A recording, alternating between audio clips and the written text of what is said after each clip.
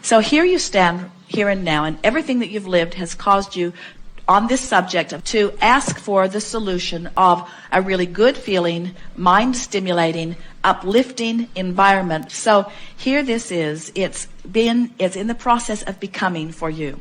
And now, here you stand in awareness of this scenario. And you say, it hasn't happened yet, which is upstream. So then you say, here I stand and it hasn't happened, which means what happens to what's happening in your now is that it just extends a little further into your future. And you say, but it's not happening. So what's happening now just extends a little further into your future. If I spend the next 3 hours anticipating something beyond what the probability is going to be, then even though the probability will probably be what it has been, I am adjusting the future experience somewhat in this 3 hours. But if during this 3 hours I just anticipate this, then I'm going to get it. And during the next 3 hours as I anticipate this, then I'm going to get it. And during the next 3 hours as I anticipate this, I'm going to get it. You see how it works? Where if I can avoid facing reality and think thoughts that are different from what is probable, then my future experience will be changed. So your future experience cannot change if all you're doing is observing your now experience. Does what's happening now have to dominate my vibration? And we say, no, it certainly doesn't have to, but most of you, because you are observing things, cause it to.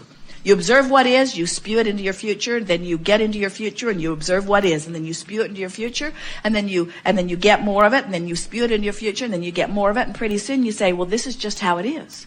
And we say, yeah, for you. It's how it is for you. But others are living different realities because they're spewing different things into their future. So now the big question is, well, how can I spew something better into my future than I'm living right now? You have to care more about how you feel than anything else. That has to be dominant. This thought doesn't feel good. This thought feels better. It's that simple. And I, as a selfish being, am not willing to, for one more moment, hold myself apart from who I have become. We have to say to you, friends, and we say this so lovingly, your world and those that you have lived with, they've really done a number on you. Because you have come to believe in your inferiority and in your unworthiness and in the unlikeliness of things going well. You got a little whiff of it, you focused upon it, and law of attraction caused them to show it to you stronger, until bit by bit you've lost your belief in the universe's fast response to who you really are. And we're here, as we promised you we would be, to remind you that in all of that deciphering, you are becoming, and that you must let yourself gravitate toward that which you have become if you are to be joyful. So now we've come full circle, haven't we? You have to say, if I am to be joyful, I have to close that gap, which brings this big question, but is joy an option for me? Do I get to choose joy? And we say, try it. You just got to try it. And you say, no, I can't find joy. And we say, can you find something that feels better than something that feels awful? In other words, joy might be too far away, but you can find better.